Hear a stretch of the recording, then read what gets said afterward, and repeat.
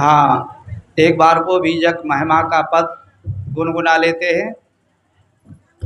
यह बीजक ज्ञान कबीर गुरु का बंधन साने वाला है। यह बीजक ज्ञान कबीर गुरु का बंधन साने वाला है। सब जीवों के हित मार्ग को ये स्पष्ट बताने वाला है। सब जीवों के हित मार्ग को ये स्पष्ट बताने वाला। सब जीव सदा से भूले ही विषयों में रमते आए हैं। सब जीव सदा से भूले ही विषयों में रमते आए। उस रमते राम के बंधन को कहे विविध रमनी टाला है। उस रमते राम के बंधन को कहे विविध रमनी टाला। खाने वाणे के शब्द जाल में जीव सदी उलझाए हैं। खाने वाणे के शब्द जाल में जीव सभी उलझाए हैं। कहे शब्द सैन अति अनुभव से सब बंधन काट निकाला। कहे शब्द सैन अति अनुभव से सब बंधन काट निकाला। विद्वानों के वाणी मद को हर ज्ञान 34 से लीना।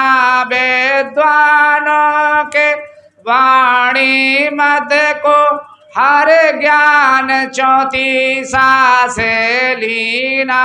विप्रों के मत गति शुद्ध है कहे विप्रमति से आला है।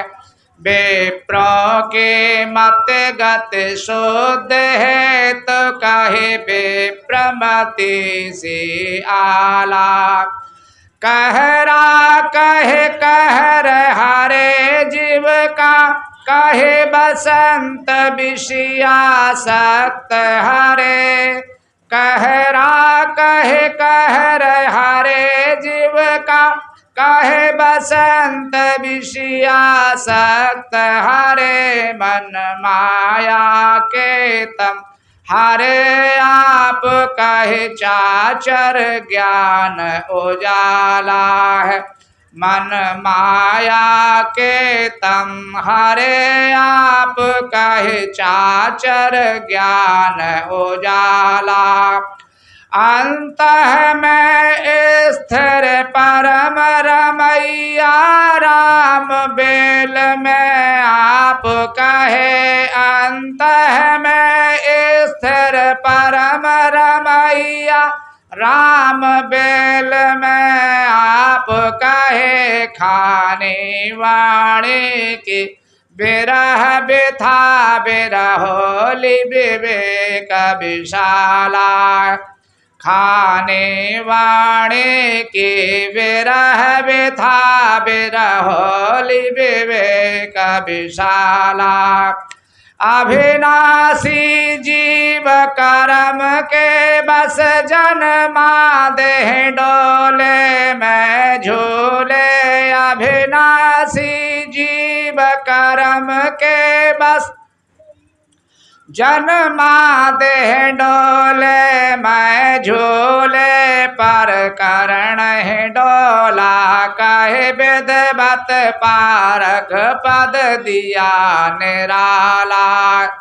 पर करण ही डोला कहे विदवत पारख पद दिया निराला।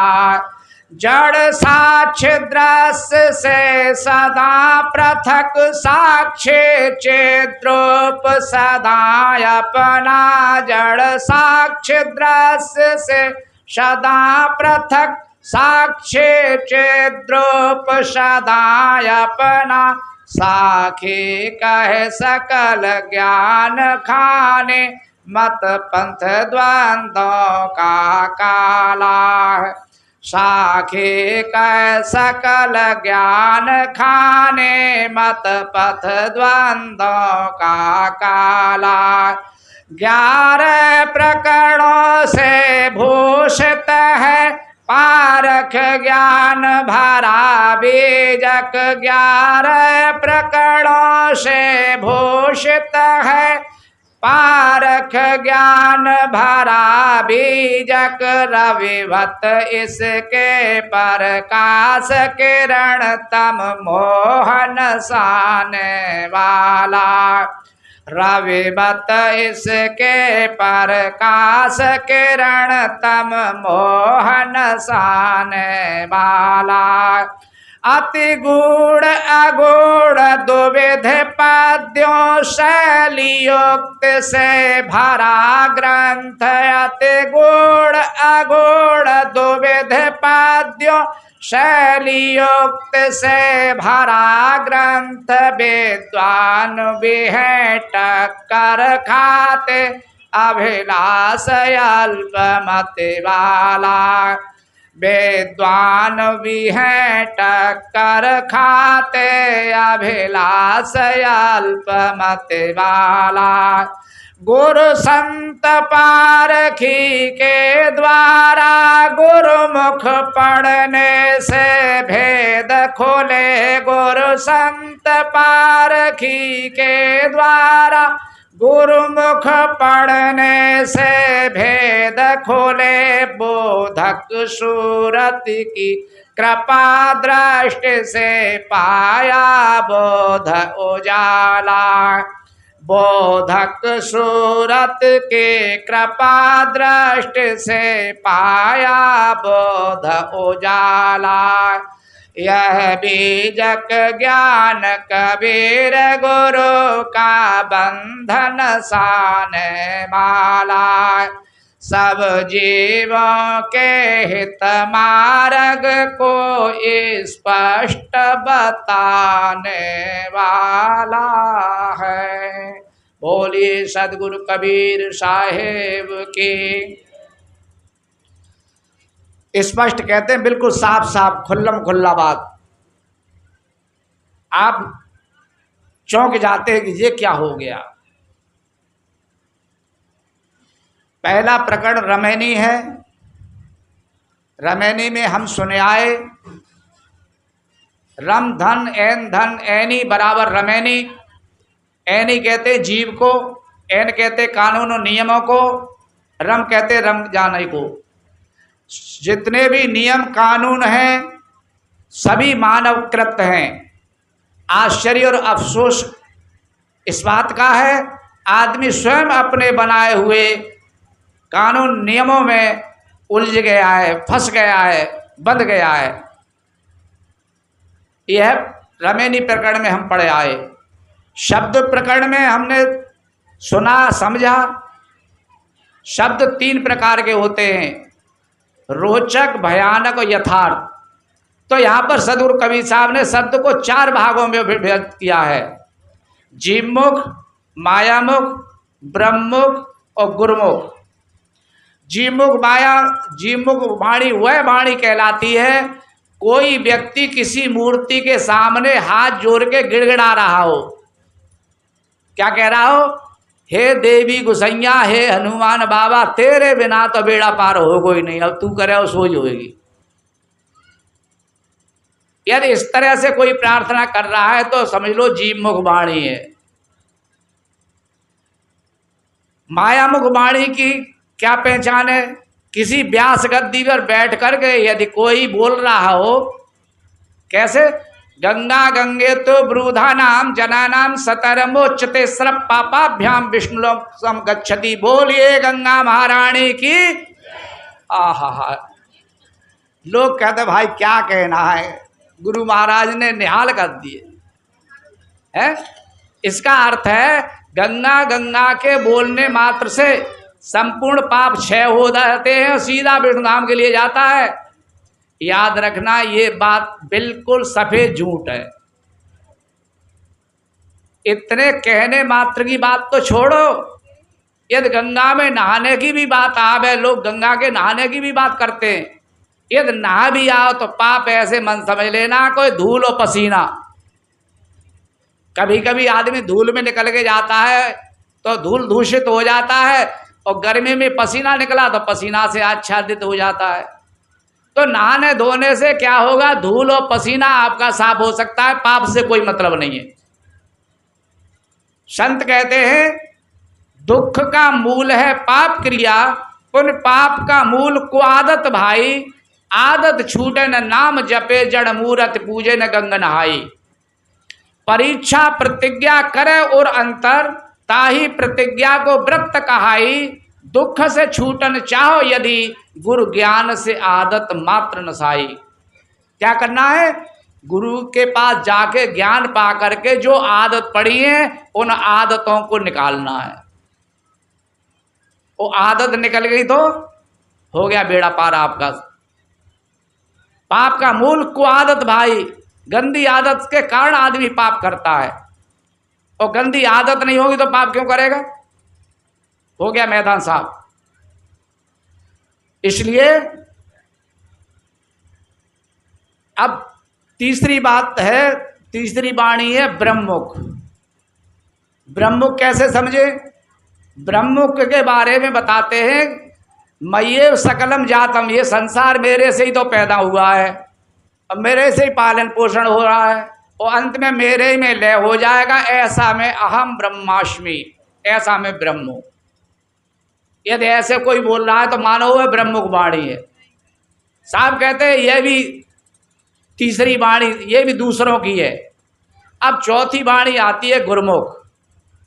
गुरुमुख वाणी हम कैसे समझे, कौन सी वाणी गुरुमुख है। पदार्थस्य यथार्थ स्वरूप बोध जनकम वचनम गुरुमुखम।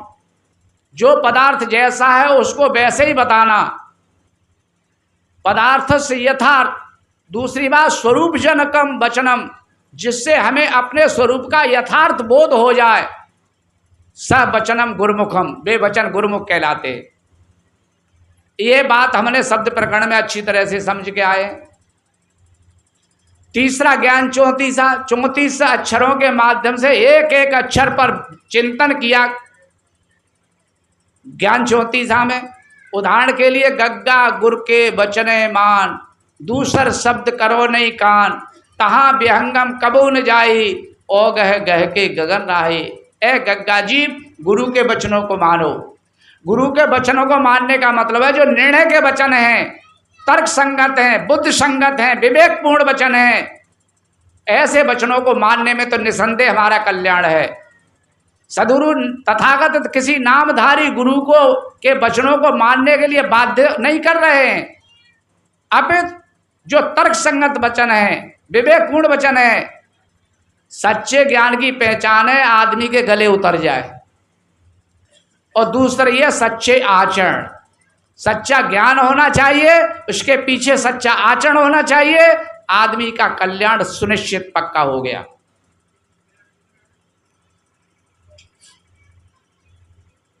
तीसरी ज्ञान 34 सुन। चौथा प्रकरण विप्रमतीषी।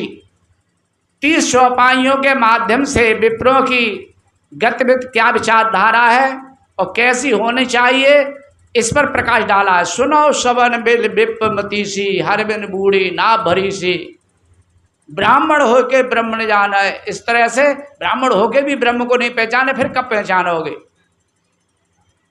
बड़ी करुणामयी दृष्टि रही है सबको समझाने के लिए।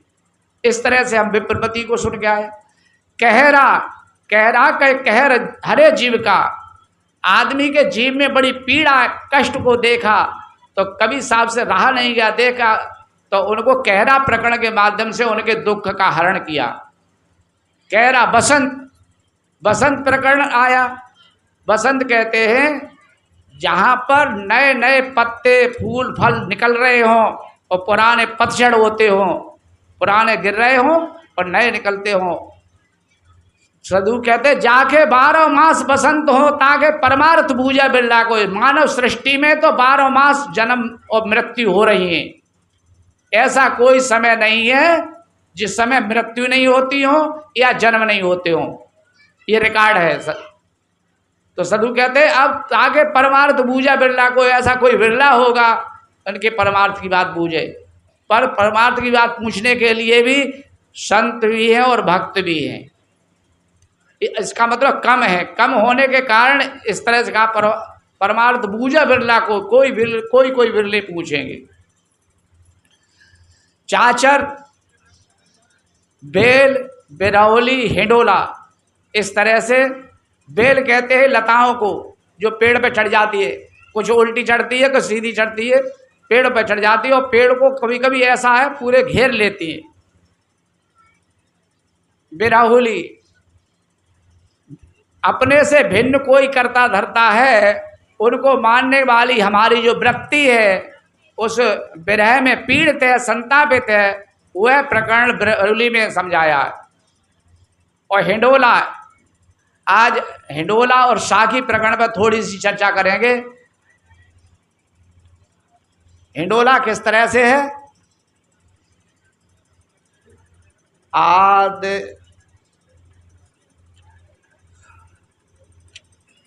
भर में हिंडोला झूले सब जग आए, पाप पुण्य के खम्मा दो मेरू माया माए। लोभ हमरा विषय मरुआ काम कीला ठान, शुभ अशुभ बनाए डाणी गहे दोनों जान। इस तरह से ये मूल में है। और अब टीका में इस तरह से साधु श्री अभिलाष साहब जी ने इसकी व्याख्या की है। जीव जिस भांत से अनाद काल से भटक रहा है उसे झूले का रूपक देकर सदगुरु ने कैसा मार्मिक ढंग से समझाया है, यह सोचते ही बनता है।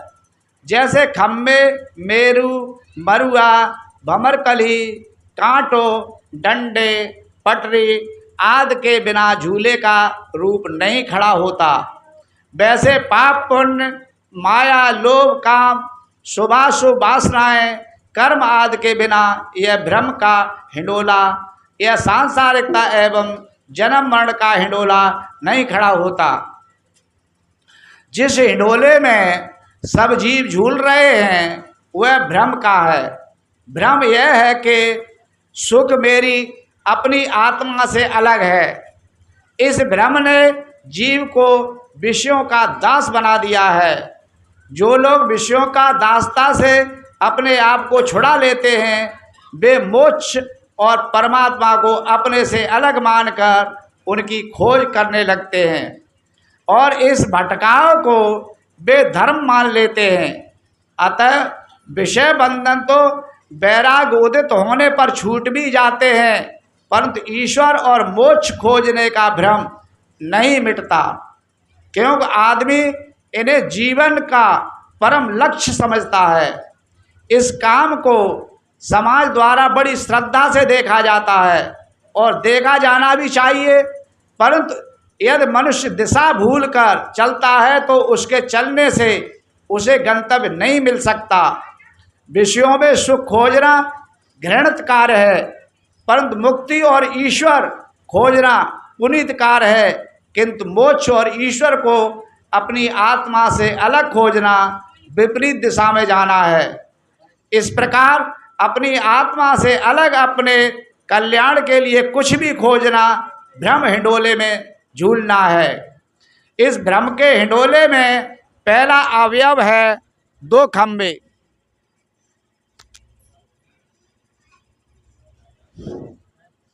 झूला डालने के लिए पहले खंबे ही गाड़ने पड़ते हैं। इस भ्रम हिंडोले के खंबे पाप और पुण्य हैं। जीव विषय सुखों के लिए कर्म करता है और कर्म में 2 प्रकार होते हैं, एक पाप दूसरा पुण्य। जो कुछ करने से दूसरे को पीड़ा मिले तथा अपना मन मलिन हो यह पाप है। और जो कुछ करने से दूसरों को सुख मिले और अपना मन प्रसन्न हो वह पुण्य है। ये पाप पुण्य इस भ्रम हिंडोले के स्तंभ हैं। पाप कर्म तो बांधते ही हैं, पुण्य कर्म भी उनमें अहंता ममता हो जाने से बांधते हैं। इसलिए मनुष्य को चाहिए कि वह पाप तो बिल्कुल करे ही नहीं, पुण्य भी निष्काम होकर करे। जहाँ सकाम होकर के किया गया वहाँ पुण्य भी झूले का संतुलन रखने वाला मेरू है। इस भ्रम हिंडोले में माया ही मेरू है। माया ही इस भ्रम हिंडोले को संतुलित बनाए रखती है। माया कहते हैं मन के मोह को। दृश्यों के प्रति जो मन में मोह है यही माया है। यह जितना प्रबल होगा उतना भ्रम हिंडोला बना रहेगा। मोह टूटने पर तो हिंडोला बिखर जाएगा। मोह असत्य से सत्य, घृणित से सौंदर्य, दुखद से सुखद, जड़ देह से आत्मबुद्ध कराकर जीव को सदैव अंधकार में रखता है। यही माया है। जहाँ अपना पतन हो वहाँ सुख बुद्ध होना माया है। मन का छलावा ही तो माया है। तुम देखो अपने मन को कि यह कब कब गंदी चीज़ों की याद कराकर उनमें सुख बुद्ध पैदा करता रहता है। जहाँ तुम्हारा कुछ नहीं है वहीं सब कुछ होने का भ्रम होना माया है। यही भ्रम हिंडोले का मेरू है, शिखर है। भमर एवं भमरकली उस कड़ी को कहते हैं जो कील में जुड़ी हुई तो रहती है परंतु वह सब ओर घूम सकती है। जैसे पशुओं के गले की जंजीर में लगाई जाती है, झूला को घुमाने वाली भमरकली होती है। इस भ्रम हिंडोले की भमरकली लोभ है। लोभ वह मनोवृत्ति है जिसमें जड़ वस्तुओं के लिए लालच, ललक एवं आकर्षण रहता है। यही तो भ्रम हिंडोले को झुलाता है। भमर झूले को घुमाने में सहायक है, वैसे लोभ भ्रम हिंडोले को चक्कर देने में सहायक है। लोभ के कारण ही तो आदमी रात दिन बैठना, जो लोभ बस हो जाता है वह भटकता रहता है। लोभी आदमी त्यागी नहीं हो सकता और जो त्यागी नहीं हो सकता वह शांति नहीं पा सकता। इसलिए यह लोभ भ्रम हिंडोले को वेग से नचाने वाली है जिसमें सब चीज़ काट रहे हैं।